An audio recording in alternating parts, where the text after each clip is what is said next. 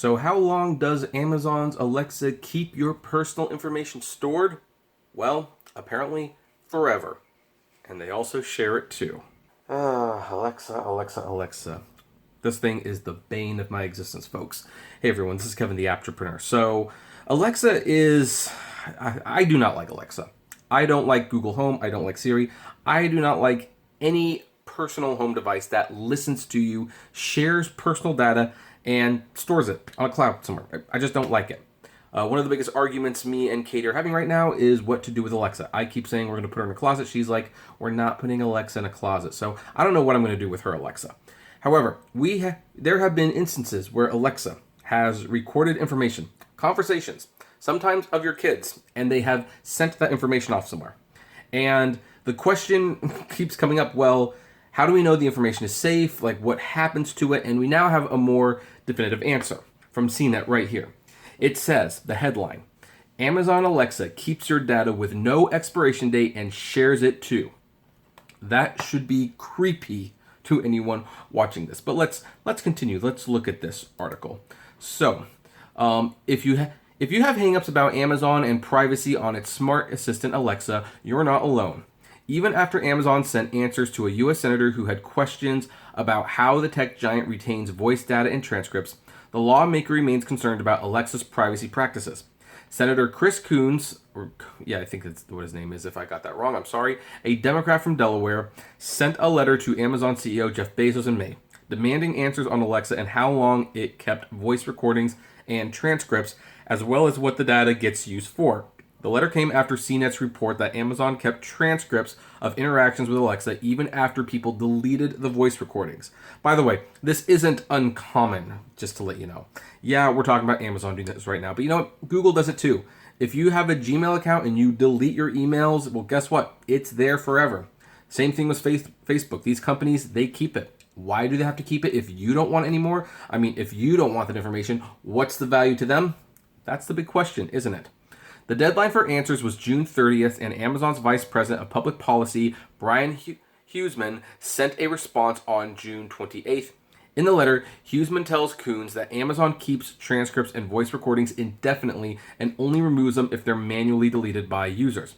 Huseman also noted that Amazon had a, quote, ongoing effort to ensure those transcripts do not remain in any of Alexa's other storage systems, but there are still records from some conversations with Alexa that Amazon won't delete, even if people remove the audio, the letter revealed, because of course not. Privacy concerns aren't just limited to voice assistants, not with smart technology, finding its way into more household items like doorbells and locks. And tech companies aren't always upfront about what kind of data they collect or how much control you have over. I mean, they're kind of, if you read that 2,000-page terms of service thing that, South Park said you should read, but you never actually read. Maybe, possibly they hint at it there, but yeah, they're not going to be honest about what they're doing with it, and they shouldn't be. I mean, if I was a business and data was like the gold or oil for me, then yeah, no, I wouldn't be honest about what I did with that information. I'd want to keep that information close. You want to know how powerful information is? I mean, think about it. J. Edgar Hoover. The reason J. Edgar Hoover, one of the founders of the FBI, remained in position for so long was because he collected information on people. He knew that if he had information, he could blackmail politicians, generals, even presidents. There are many stories that President Nixon actually feared J. Edgar Hoover because of the stuff that Hoover had on Nixon. Now, granted, Nixon was doing some things that were very, very wrong, and Nixon probably had every right to fear what Hoover had. But that's the thing. You don't like it when Hoover was, quite frankly, a bastard. I'm sorry, I know this is a G-rated channel typically, but he was.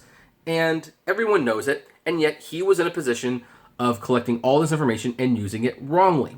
Well, now we're in information where a company is collecting this information. You don't know who's looking at it, and there are people with potentially nefarious purposes who are storing your recordings, your conversations. They're not getting rid of them even if you manually delete them. And by the way, this system that records all this stuff, they've got a little, what's the device called? It's called Ring, I think. They've got a security camera that connects with the Alexa. This is very, very unsettling. I mean, boy, George Orwell had it so right when he wrote 1984. But anyway, let's continue. So, quote, the American people deserve to understand how their personal data is being used by tech companies, and I will continue to work with both consumers and companies to identify how to best protect Americans' personal information, Coons said in a statement. When reached for comment, Amazon referred to the letter for details. In the letter to Coons, Amazon noted that for Alexa requests that involve a transaction, like ordering a pizza or hailing a rideshare, like an Uber, I suppose, Amazon and the skills developers can keep a record of that transaction. That means that there's a record of nearly every purchase you make on Amazon's Alexa, and you can be considered personal information. Other requests include setting reminders and alarms, would also remain saved, Huseman noted, saying that this was a feature customers wanted. In all fairness, he's right. I mean, Katie uses Alexa mainly for her alarm system, and to listen to music. So, quote, customers would not want or expect deletion of the voice recording to delete the underlying data or prevent Alexa from performing the requested task, Huseman said in his letter. Yeah, no, they don't want you to delete the alarm setting. Of course they don't. That's a convenient feature. However, when you are talking to your mother or your dad or sister, and maybe you're talking about something really sensitive and it's personal and maybe it's private, maybe that information they don't want stored in the device. They don't want it on the cloud. They don't want it anywhere. I mean, that's why people sometimes when they have a conversation, they're like, hey, this remains between you and me, right? And then you talk about it. And then you don't want it popping up somewhere. Where with Alexa, it very well could pop up somewhere. Same thing with Google Home and Siri, by the way. We're picking on Alexa right now, but they all do it. They all do it.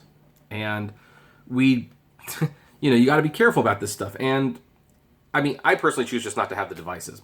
One Christmas, my Uncle Neil got me a Google Home, and it was like, thanks, I appreciate the thought. Do you have a gift receipt? Brought it back to Best Buy, bought some Blu-rays. Did not want that thing in the house. So anyway, continuing. The feature raised concerns among privacy advocacy groups, which discovered that Alexa's Remember feature didn't delete information stored unless people called Amazon's customer service to delete the entire profile. Amazon said it has since fixed the issue and called it a bug. No, it was not. That's a design. It was a bad design. So the answers didn't exactly inspire confidence in Amazon for Coons. Amazon's response leaves open the possibility that transcripts of user voice interactions with Alexa are not deleted from all of Amazon's servers, even after a user has deleted a recording of his or her voice, the lawmaker said in a statement. What's more, the extent to which this data is shared with third parties and how those third parties use and control that information is still unclear.